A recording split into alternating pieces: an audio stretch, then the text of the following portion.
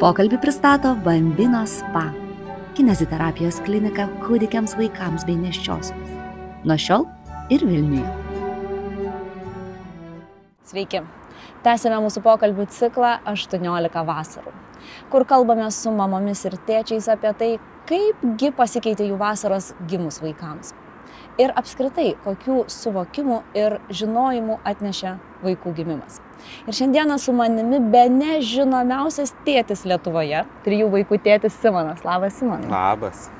Labai smagu, kad prisijungiai prie mūsų pokalbių. Ačiū, tai aš visą laiką tik, kas daugiau iš tėčių pašnekė, žinai, sunku rast po to. Svarbu atlaikyti tą, žinai, tėčių frontą. Taip, aš jau čia pasirašiau šitą projektą iki gyvenimo galo, sakiau, jeigu reikia apie tėvystę viešinti kažką ir kalbėti, aš kalbėsiu, kol tų tėčių tėvystės atostogose bus bent jau tiek pat, kiek mamų. Super. Žinai, yra toksai posakis, gal teko tau jį girdėti, kad mes turim 18 vasarų su savo vaikais.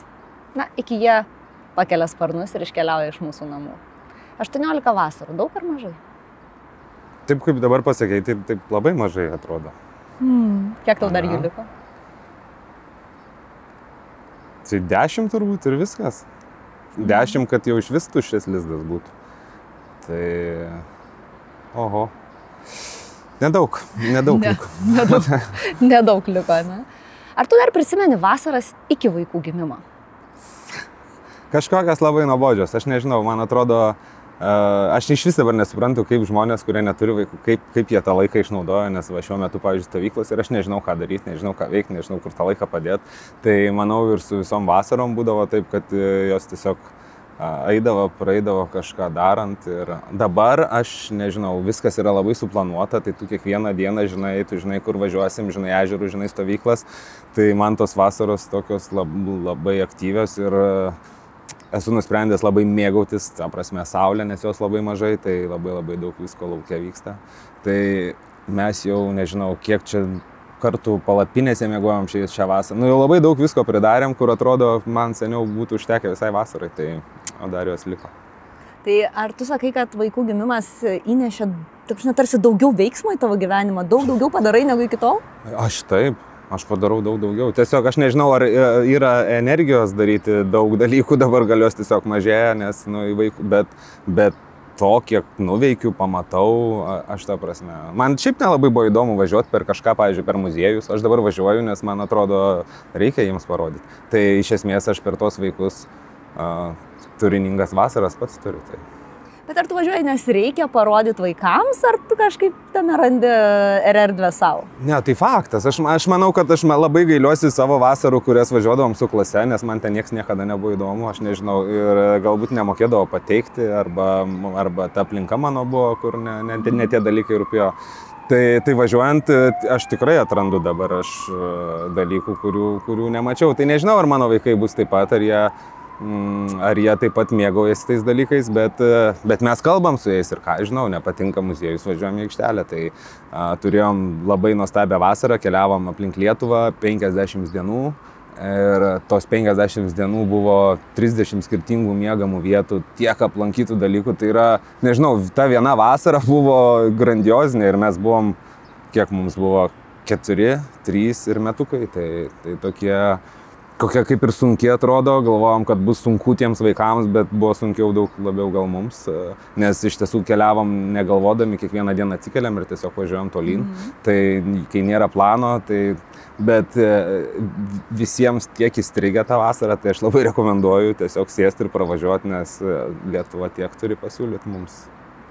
Su vaikais, dieve, tu mano. Čia vieną aikštelės važiuoti gali, tokias aikštelės gali rasti ne Vilniuje, pavyzdžiui, kur nors tenais mažosiuose miesteliuose, nuostabės, dieve. Tikrai.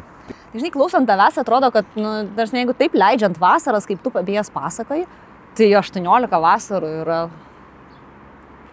labai daug, kad mes sukurtumėm tokį ryšį visam gyvenimui su vaikais. Jo, jeigu visas taip leistume. Aš nežinau, nutinka turbūt dalykų. Galvoju, maži vaikai lengva, nes tu tiesiog jie keliauja ir labai priklauso nuo tėvų. Ten pirmokai, antrokai jau prasideda turbūt dalykai, kurie ten nepatinka, kažkaip tu taikaisi, tada atsiranda stovyklos, tada atsiranda draugai, su kuriais nori, ir matyti to laiko tokio tiesiog iškeliauti. Nors vakar sutikau draugą, kuris sakė, vasara yra man pats nuostabiausias dalykas, nes mano vaikas išvažiuoja į kaimą ir jam nieko nereikia ir jis tik tai, kai grįžta rugsėjai, jam pradeda reikėti naujų telefonų, naujų daiktų, visų trendinių dalykų ir tiesiog vaikas atrodo vėl apsikrauna kažkokiais nereikalingais dalykais, pamesdamas tą pagalį, žinai, su kurio viską darė. Tai aš manau, vasara puikus laikas nuimti viską, duoti kuo daugiau gamtos, nes tai paverčia. Virvių, dėžių. Belė ką, taip, purvo. Nes taip, purvo ir būti tam lauke ir mėgautis to buvimu, nes mes, man atrodo, kad patys ir apkraunam vaikais nereikalingais dalykais, nes nemokam kartais patys turbūt išbūt, nes iš vaikų reiktų ir pasimokyti ir to buvimo lauke turbūt. Ar tavo vaikai tau kartais sako, kad jiems tėti man nuobodu, nežinau ką veikti, tėti? Sako. Sako ir aš, pavyzdžiui, žinai, kaip tik vakar kažkuriam podcast'e buvau ir labai žinių radijoje buvau ir paliūdėjau, kad mano vaikai nemoka vertinti.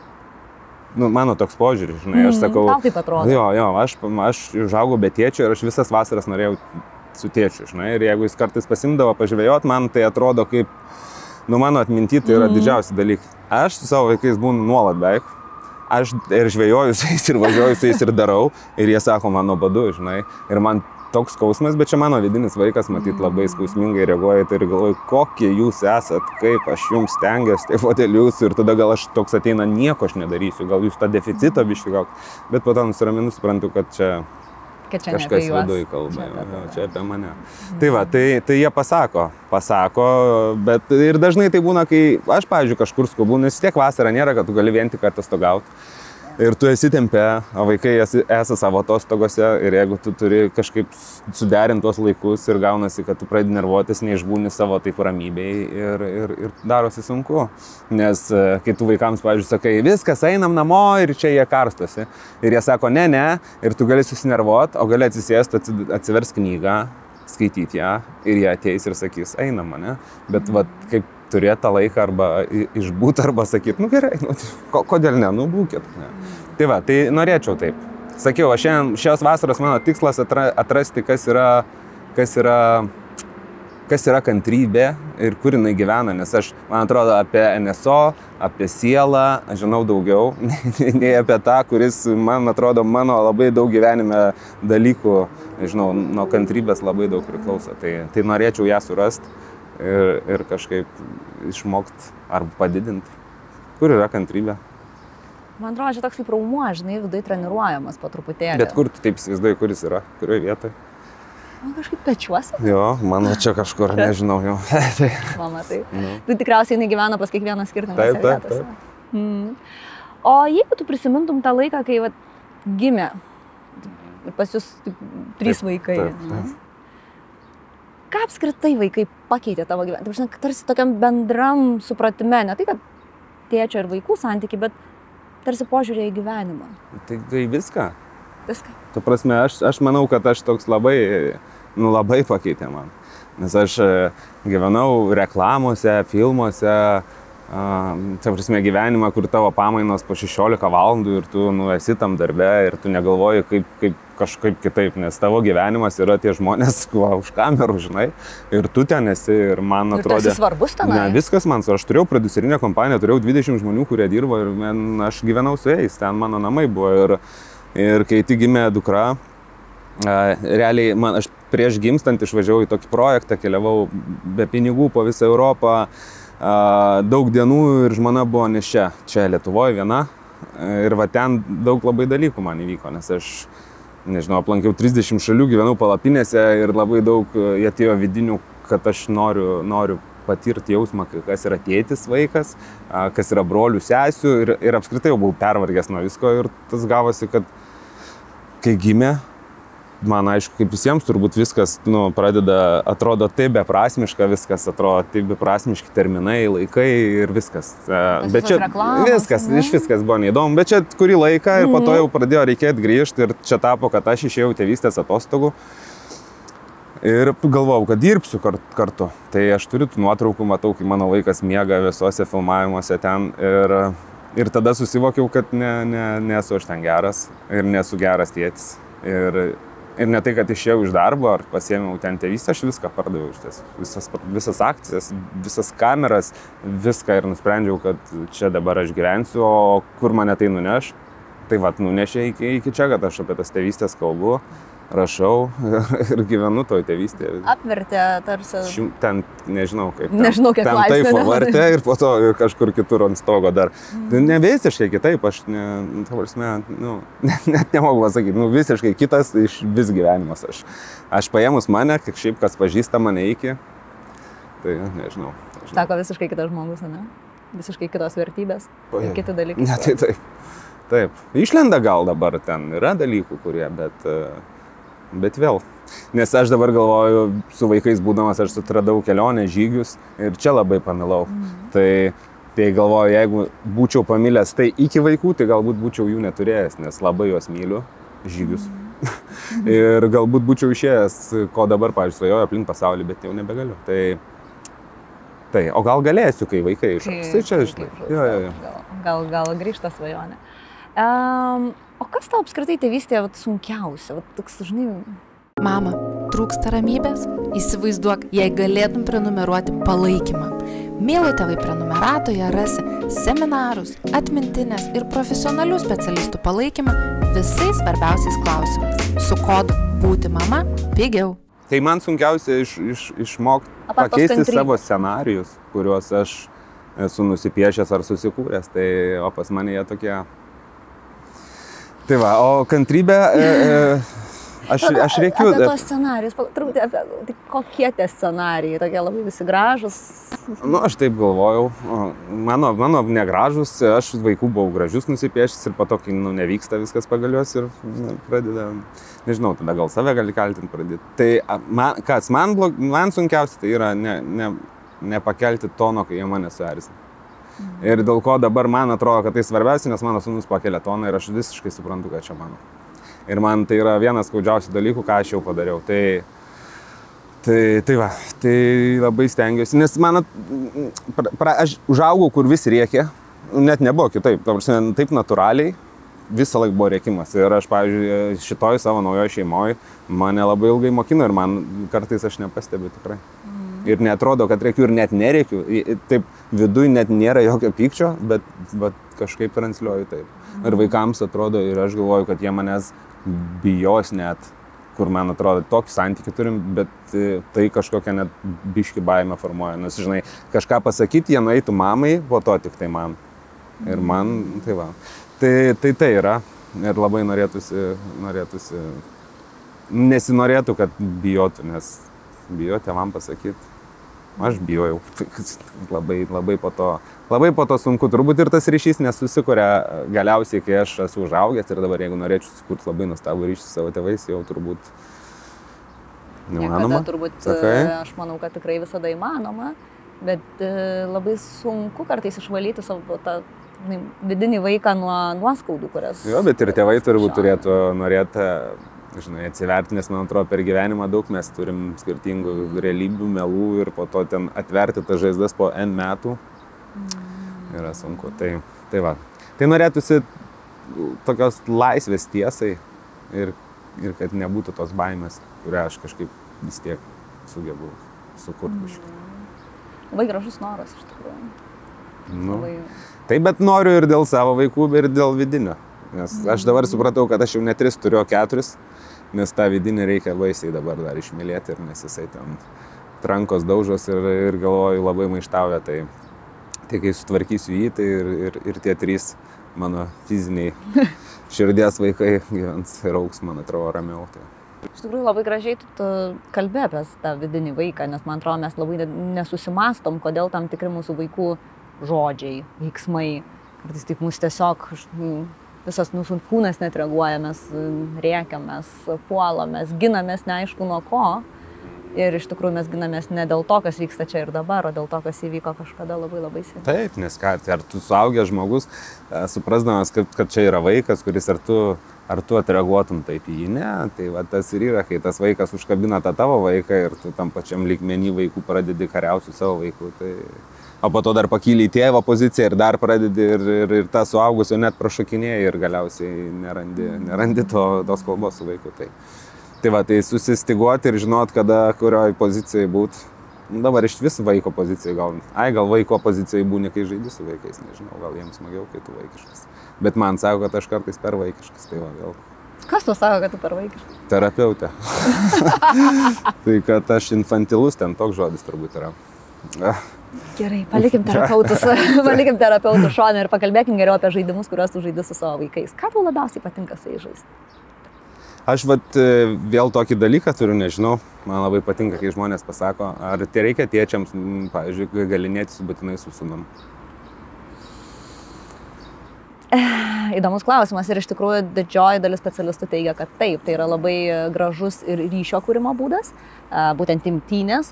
Ir kuomet mes grūmėme su vaikais, ir tai nebūtinai tik tėčiams, tai gali būti ir mama, aš irgi grūmiuosi su savo dukrom. Bet kai mes grūmėmės, vaikai mokosi labai empatijos, nes būtinai grumtynėse turi būti taisyklės, turi būti žodis, pavyzdžiui, stop, jau kai mes pasakom stop, mes turim liautis, nes kažkas vyksta ne taip. Ir kuomet mes grūmėmės, mes turim palaikyti tą ritmą, ne per stipriai, nes tada grumtynės baigsis, bet žaidimas baigsis, ne? Tai mes turim išlaikyti, tarsi jausti vienas kitą, kad galėtų žaidimas tęstis. O aš nesigrūmiu. Bet... Nes man labai nepatinka. Aš daug kovojęs gyvenime, apskritai nuo vaikystės, kovų sportai ir panašiai. Ir visą laiką tai buvo prieš mano vidinį. Jisai toks jautrus, o aš ėjau į tokius kovos sportus. Ir ten daug kovos man jie vyksta. Ir dabar aš galvoju, man taip nepatiko tie 6 mano metai. Ir aš nenoriu kovoti. Ir aš galvoju, kaip visi kovoja. Mano žmona pakovoja su sūnum, bet aš, pavyzdžiui, nenoriu. Ir aš nenoriu jokio kažkokio, nežinau, čia vėl mano turbūt, žinai. Tai mano žaidimai yra labiausiai turbūt tie aktyvūs ir per žygius ir gamtoj. Aš labiausiai mėgstu, kas yra, nežinau, kas yra duota, tai medžiai, lipti medžius, upės, visi šitie dalykai, kur kelionė, lobiai, nežinau, laužai ir viskas, kas vyksta lauke. Aš kaip kažkoks nuomonės formuotojas karts nuo karto gaunu visokių žaislų vasarinių ir ten visokių sezoninių. Tai realiai niekada nieko aš neperku. Iš tų reklamyčių, kas būna, tai yra tie žaislai, kurie virsta vis tiek pramogom. Aš realiai, jeigu imu reklamas, imu tokias, kurias mes tikrai naudotume ir panaudotume. Tai, o kitkas, tai labai daug laiko praleidžiu krepšinio aikštelėj su sūnum. Tai čia yra mano didžioji gyvenimo aistra ir gavau dar vieną aistruolį, kuris dar daugiau dega ir šitoj vietoj labai daug. Tai nežinau, kaip dukros, bet stengiuosi atsvarą turėti ir su jom, bet su juo 2 valandas per dieną ir kiekvieną dieną mes turim savo treniruotės. Turit savo temą. Turim savo temą visiškai. Tai va, tai čia yra, kur labai daug praleidžiu. Tai aktyvūs dalykai, kažkokie dviračiai, turbūt paspirtukai. Labai džiaugiuosi, kad išmokinau vaikus keisti kojas ir reiškia, mes tai daug darom ir tai puikus įprotis, nes čia yra didžioji problema, pasirodo dar paspirtukai. Prašom plačiau. Nesako, dabar tyrimai rodo, kad mes neturėjom vaikų, kurie užaugo kaip paspirtukininkai dar ir dabar tik tai naujoji ta karta auga. Ir jų dažnai kojelės visos pakrypsta ir tiesiog niekas jau ten neatsistato ir po laiką, po mažai, ten tie sportiniai iš vis jie kojas taip deda. Ir KTU darė visokius mokslinius tyrimus, kaip bandyti sustabdyti tą, tai voriuko sistema, kur pip turėtų ten pipsėti, niekas neveikia, kur galiausiai įrodė, kad turi virinti rėmą. Ir vaikas vieną dieną važiuoja taip, tada persuk ir važiuoja kitaip, nes niekaip. Arba nuo pat ankstyvos vaikystės grūdį į galvą, kad keičiam kojytės ir pats rodai prieki tą pavyzdį, važiuoji, keitelioji, važiuoji. Viena koja spiriuosi, kita koja spiriuosi. Kažkiek ten patrup, bet kad visiškai toks gautus įpratis, nes pasirodo tokia problema, o aš kažkaip, žinai, aš turbūt paspirtuką jau gavau užaugęs, gal kai vaikas buvau nelabai. Sakant, niekad net negirdėjau apie tai, tai yra problema. Tai čia tokios vaikutis, toks sportininkas, mažiukas ir pasikrypt pradėjo, tėtis labai domisi, tai pradėjo jis čia šitą visą. Man norisi grįžti truputėlį į grumtynės. Žinai, su žaidimais yra vienas labai svarbus dalykas. Mes neprivalom žaisti, žinai, to, ko mums tikrai iš vidaus mes jaučiam, kad man ne. Ne. Tai, nes vaikai irgi tai jaučia. kada mes tikrai labai taip esam tokiam savo prievartavime tam tikrą prasme. O žiūrėk, tai kaip tėvai, pavyzdžiui, jos kartais gali iš vis prievartauti vien tik tai žaidimą su vaikais, bet koks, nes jie jaučiasi. Tai jie, reiškia, tada neturėtų žaisti, nes jie parodys, kad... Čia vėl klausimas, kodėl taip yra, kad bet koks žaidimas su vaikais ir už to dažniausiai vėlgi šaknis būna dažnai vaikystėje. Nes su mumis, kaip ir tu pats paminėjai, ar su tavim kas nors žaisdavo, tėvai žaisdavo su tavim vaikystėje? Ne. Manim irgi ne. Ne, nežaisdavo. Aš ir šiaip dar vienas buvau, tu viena? Aš vienturtė. Ai, nu ir aš tai važinai, tai turėjom žaidimus, kokius susikurdavom. Aš irgi turėjau įsivaizduojamų kačiukų. Aš turėjau sraigių fermą. Tikrų ar įsivaizduojamų? Tikrų. Klijuodavau pleistriukus ir rašydavau vardus ant sraigių. Ir po to, kai jos sueidavo, Stasys su Kestu, aš perrašinėdavau tiesiog vardus, kad žinočiau, atskirčiau lytis. Tai va. Bet po to zoologijos sode supirkinėt pradėjo ir supratau vaikas, kad, žinai, galima uždirbti. Irgi neblogai. Tai va, žaidimas yra tokia tikrai labai didelė tema ir kodėl mes kartais nenorim žaisti. Ir ten už to pasižiūrėjus irgi galima pamatyti daug dalykų. Nu, ir tos energijos neranda kažkam, nežinau, ar kartais turbūt reikia tiesiog pradėti. Ir ir nemokam žaisti, galbūt kažkaip kvailai čia atrodysim, čia kažką, ne? Galbūt... Žinai, net posakis toks yra, čia vaikų žaidimas, tarsi toks, žinai, kažkas toks, o vaikams žaidimas tai yra visas jų gyvenimas. Negi nieko kito neveikia ilgą laiką, tik žaidžia. Tai aš filosofiškai pažiūrėjus, tai ir mes žaidžiam, ir tas gyvenimas kaip ir žaidimas, ne? Bet žinai, mes kartais žaisdami gyvenimą gal per rimtai jį pradedam žiūrėti. Jeigu mes dažniau jį suaugę pamatytumėm, kad mes tiesiog žaidžiam gyvenimą, gal mums tiesiog būtų lengviau.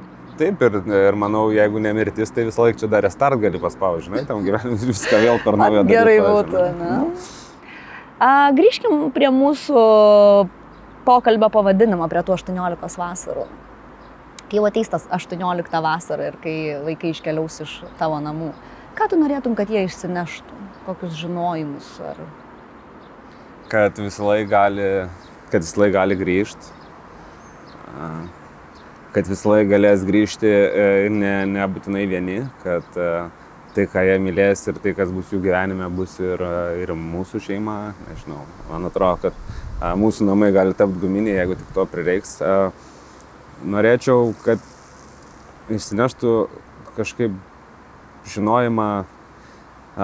Kartais pagalvoju, kad norėčiau, kad žinotų, koks yra baisus tas pasaulis, bet aš nemoku tai parodyti. Tai manau, kad jie vis tiek patys pamatys. Tai mano turbūt liks ta visa jautrioji pusė. Aš norėčiau, kad suprastų, kad tuose namuose yra laisva, atvira ir nežinau. Jeigu tau tiesiog norisi grįžti, apsikabinti, išsiverkti arba gerai įsijuokti, tai kad būtų ta vieta. Ir tada man atrodo smagu, kad kai tu lieki, tie namai tavo nelieka tušti, nes turbūt, man atrodo, ta tuštybė mane varytų iš proto. Tai...